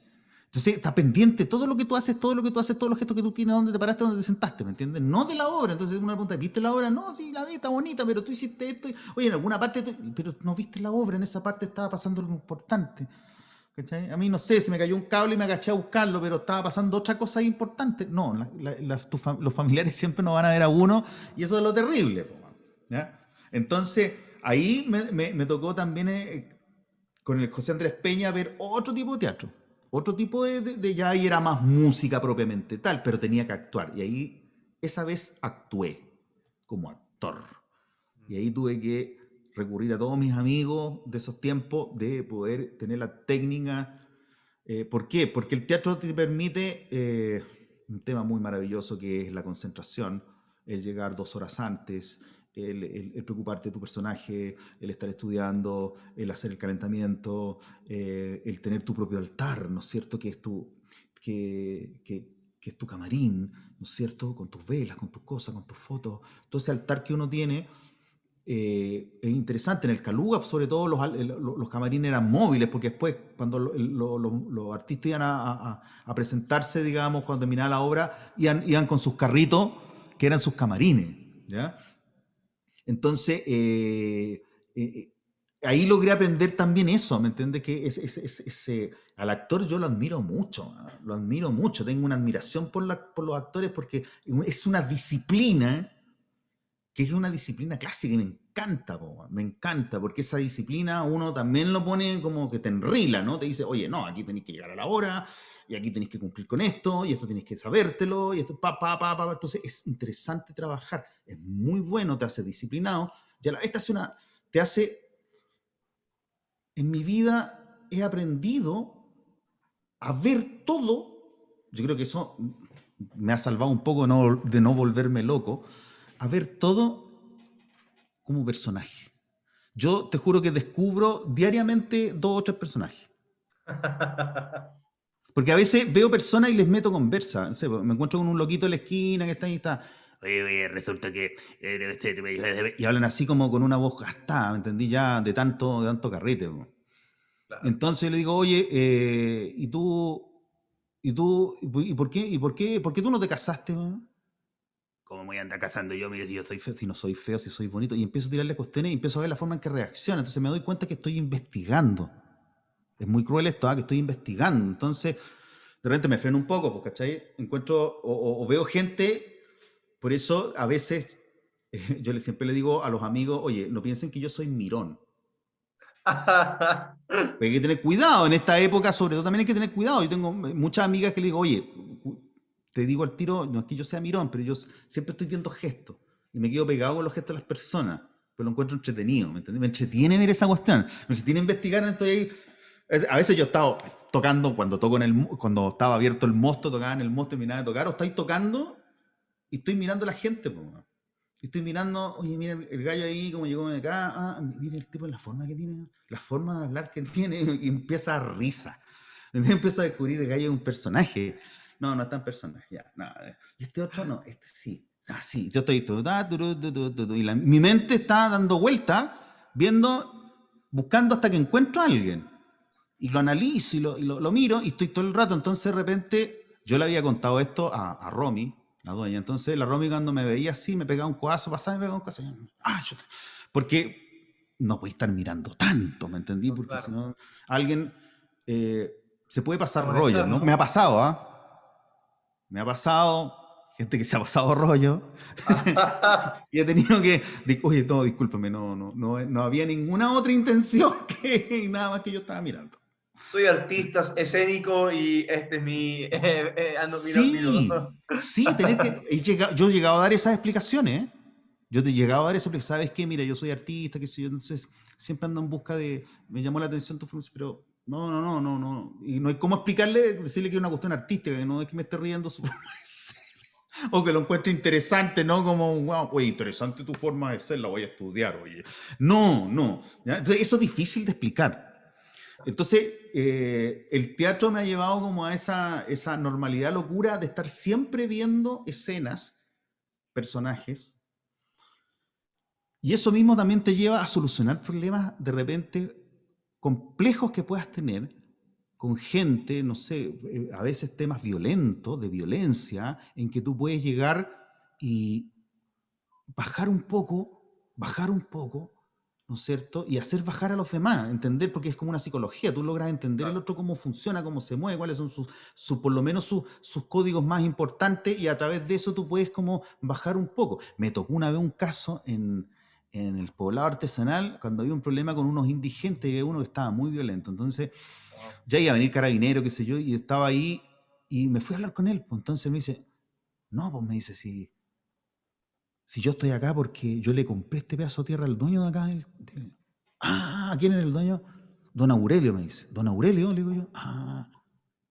Pero don Aurelio a mí también me vendió, po, weón, y resulta que no estaba inscrita. No me digas, sí, pues, y empezamos a conversar con el gallo y yo me empiezo a dar cuenta que le estoy mintiendo y diciéndole que en realidad este personaje, don Aurelio, que él tenía en su mente, nos había engañado a nosotros dos y nos había vendido un pedazo del poblado artesanal que no correspondía.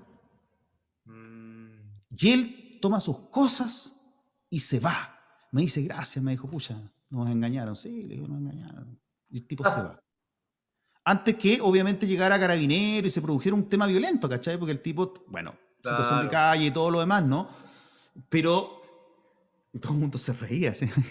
¿Qué hiciste? No, entré en su cuento, entré en su personaje, en él, en su En esa historia, en idea su que tenía, mundo, esa en su ficción, por dimensión. supuesto. ¿Cachai? Y eso no, el teatro, la música, el arte en general, cuando tú lo tienes casi como forma de vida, te lleva un poco a entrar y salir de dimensiones. Por eso uno también emocionalmente a veces tiene ciertas inestabilidades porque el entrar y salir de las emociones es un desgaste. ¿Ya? Y es un poco lo que nos pasa. La música también me pasa exactamente lo mismo con ese tipo de desgaste. ¿Ya? Eh, eh, en el mismo King Compala Hotel, es decir, lo que pasa es que yo he tenido, en general, con todas las compañías de teatro que he trabajado, siempre han habido cosas, han pasado cosas. En las 7 vidas del Tony Galuga hubo nacimientos y muertes. ¿Ya? Nació mi hija, de hecho, en el tiempo del Caluga, murió la mamá del Oscar, muy trágicamente. Eh, el Tony Caluga, cuando yo lo conocí, nos dijo, cuidado, aquí van a pasar cosas. Aquí hay un tema ahí. Eh, Después, cuando nosotros hicimos el King Kong Palace Hotel, dentro del Caluga, en una parte había que elevar una cama con 2 personajes haciendo el amor arriba de una cama de 2 plazas en el Teatro Cámara Negra. Y Tarzán se paseaba por abajo y escuchaba voces que lo estaban engañando, no sabía dónde, y arriba estaba todo pasando, pero tenía que verse. ¿Y quién hace eso? Entonces, de repente, un amigo trajo a otro amigo que se llamaba Cristian Buraquio. Cristian Buraquio fue uno de los que llegó al Everest, ¿ya? De la primera expedición, el encargado, digamos, de fotografía y cuerda, y tenía una pasión por el teatro impresionante. Entonces, él llegó y dijo, ya, no, yo lo hago. Cómpreme. Él no cobraba, fíjate. Éramos, pero cuando, no, cómpreme las cosas. Cómpreme las cuerdas. Menos mal que no cobraba, porque en realidad lo que compraba él era lo mejor de lo mejor, ¿cachai? Obvio. Y él instala una cuestión detrás del cámara negra y había que, con una cuerda nomás, tú hacías así y levantáis una cama de 2 plazas con 2 personas arriba, moviéndose. Completamente segura. Y tú, con una mano, con sistema de polea. Wow. Entonces, Cristian, para nosotros fue la solución de un montón de cosas locas que se nos ocurrieron. Oye, si nosotros levantamos acá y esto se levanta, y el Cristian mira, sí, sí, se puede, mira, y él lo hacía. Pero para él era muy simple. Puta, llegó al Everest y era el encargado de seguridad, como no a levantar Claro, una cama, po. claro. Y Cristian también muere en un accidente estúpido. ¿Me entiendes o no? Entonces empiezan, cuando yo digo que a veces esa relación con la muerte y con la vida, cuando uno está muy metido en el arte, es como súper fuerte. Eh, Vaya también un homenaje a Cristian porque realmente era un tipazo, humilde, calladito, pero él hacía esas cosas que a ti se te pueden ocurrir la cosa más trambótica, él te decía así. Qué Y precioso. claro, y tú llegas a eso, pues entonces vas construyendo, con todo esto que te he comentado, vas construyendo una forma de ser que de repente estoy llamando, no sé, ¿me entendió, no? Es un poco compleja. Ahí hay un rebote, sí. Es un poco compleja porque el artista es complejo. Sí. Somos complejos. Entonces nos cuesta, cuando yo digo de visibilizar, y ahí ya entramos en el plano más gremial, de visibilizar al artista es que nos entiendan. Nosotros cuando vamos caminando en la calle, no vamos caminando en la calle. Nosotros vamos creando, vamos pensando, vamos mirando, vamos encontrándonos con situaciones. Vamos viendo, vamos solucionando. ¿Ya? Nosotros cuando levantamos una flor del piso, no la levantamos por levantarla, sino que encontramos que es un acto maravilloso de la naturaleza y es un regalo. Entonces entramos en todo un cuento dimensional con eso. O cuando yo hago sonar un instrumento extraño, antiguo, o escuché hace poco un video que vi que quedé maravillado, que eran las trompetas las cornetas de Tutankamón, hicieron unas copias y un músico de jazz las tocó y era como escuchar en ese tiempo, cuando venía entrando el rey, po, weón. ¿Me entienden? ¿No? Entonces esa locura de que a alguien se le ocurrió hacer una copia exacta y un músico dijo, yo las voy a tocar, un trompetista de jazz, y las toca. Hay una grabación por ahí en YouTube. Y tú escuchas cómo suenan y estáis escuchando en la época de los faraones. Entonces yo conseguí es maravilloso y casi desmayé con eso. O cuando tú escuchas la música del Scott Joplin, que era el pianista, música al golpe, pa, pa, pa, pa, pa, pa, pa, pa, ¿no es cierto? Y Scott Joplin, te das cuenta que él nunca grabó en un estudio, porque no estaba en los estudios. Él lo que grababa eran estos rollos que se colocaban en los autopianos. Por lo tanto, alguien encontró un montón de rollos del Scott Joplin y lo puso en autopiano y en un estudio, obviamente, grabó. Por lo tanto, la música que está sonando ahí es la música directa, como si estuviera tocando el Scott Joplin. Claro.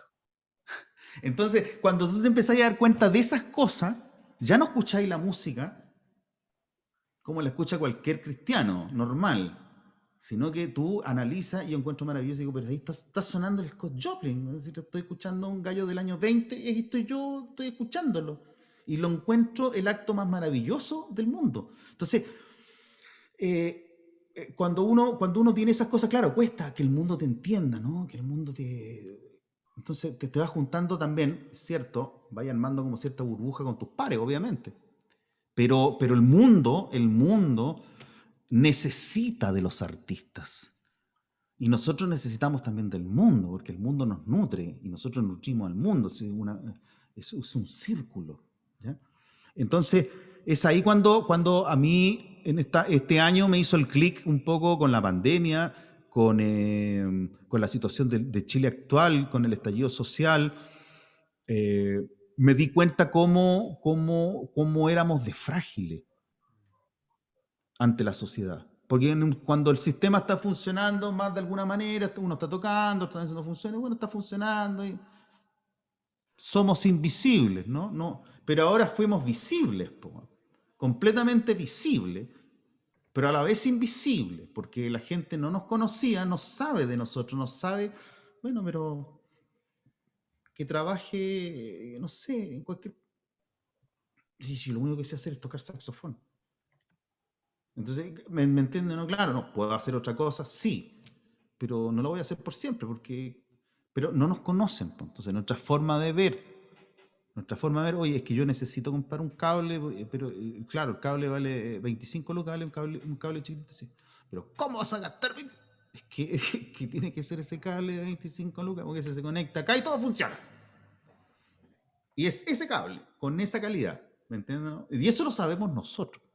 Y eso genera un conocimiento particular que solo el arte genera. Si ese es el asunto de todo lo que estás diciendo, hay que pensar que la ciencia, lo científico genera conocimiento y el arte también genera conocimiento, solo que socialmente no está validado como la ciencia. Entonces, nuestro trabajo hoy en día también es posicionar la creación de conocimiento del arte como un conocimiento único. Es decir, esto es algo que dice Jorge Dubati. Sí, Solo los actores podemos generar el conocimiento que generamos los actores en el escenario. Solo los músicos generan el conocimiento que genera la música en la vida humana, ¿entiendes? Y si desaparecemos a los artistas del mundo, hay toda una parte del conocimiento de la humanidad que desaparece y que es tan válido como los hongos de la planta no sé qué o las bacterias de la frutilla no sé cuánto, ¿entiendes? Porque también es necesario. Entonces, por supuesto, ahí hay algo que estás diciendo que es muy importante y que creo que ahí está nuestro trabajo también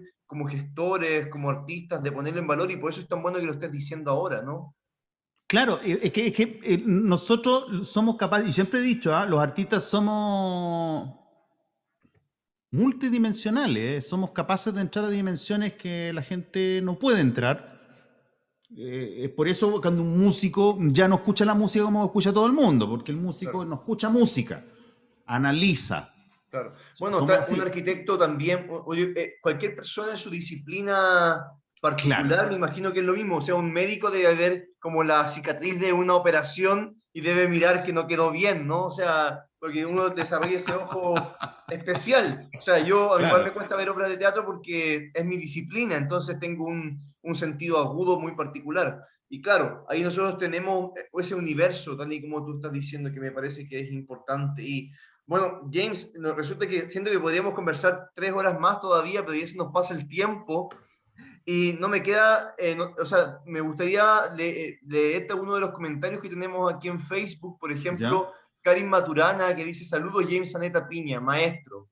Oscar Payeres te dice, un abrazo a todos, los felicito por la conversa, saludos. María Imperio dice, maravillosa conversación, todos somos personajes, todos interpretamos diversas Sí, identidades y sí. ese es el privilegio que nos da el teatro. Ana Carolina Gallardo también dice, jajaja, ja, ja, yo soy igual, debe ser puesto de analizar a las personas, ¿no? Juan Zaneta Hurtado dice, grande James. Mi hermano. Sí, tu hermano, que es el que conocí en Nueva York, ¿no? No, no, tú conociste a Sergio en Nueva York. Ah, Sí, a Sergio, el Sergio. otro hermano. Claro. Bueno, y Marcela Ramos, bueno, Rubén Pérez dice, muy bueno. Marcela Ah, mi Ramos nos hermano dejó de saludos Brasil. también. Sí, La Pelusa López también nos deja saludos. Y hay un par de saludos que yo no puedo ver porque la transmisión en vivo en mi teléfono no me deja ver los mensajes ya. anteriores. Sin embargo, hay mucha gente. Bueno, Brenda Barahona, visita ilustre, excelente conversa nos pone. Así que mira, cuánta gente ha venido hoy día a saludar y estar con Oh, nosotros. gracias. James, te agradezco por esta conversación y por haberte quedado todo este tiempo. Casi 2 horas de conversación hemos tenido. Así que muy agradecido por ti, por tu experiencia. De verdad ha sido muy nutritivo poner en valor, conocer tu historia en el teatro y también toda la masterclass que nos diste de sonido y música y lenguajes musicales, pero maravilloso. Yo espero que tengas un libro, te lo digo con toda mi sinceridad. Ojalá que puedas tener un libro, El lenguaje de la música por James Aneta, y que pueda llegar a mucha gente, porque todas estas experiencias son enriquecedoras. No sé si quieres terminar con algún saludo, algún mensaje, James. Sí, primero que nada, agradecer el espacio. Fernando, muchas gracias. Obviamente que se hace corto, pero es muy valorable el espacio hacia los artistas y el espacio que tú has construido, que realmente se valora, se quiere y se admira también.